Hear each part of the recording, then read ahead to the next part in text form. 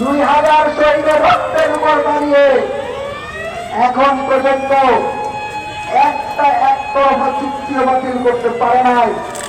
সেই অধর্ম পররাষ্ট্রমন্ত্রী আমাদের কোনো দরকার নাই।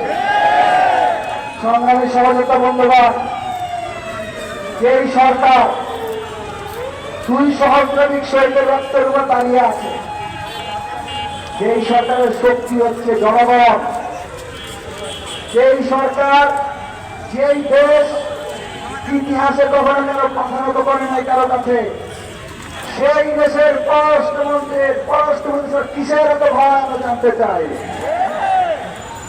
যেখানে প্রতি বছর ভারত বাংলাদেশ থেকে 1,20,000 কোটি টাকা আয় করে। কত? বাংলাদেশের যে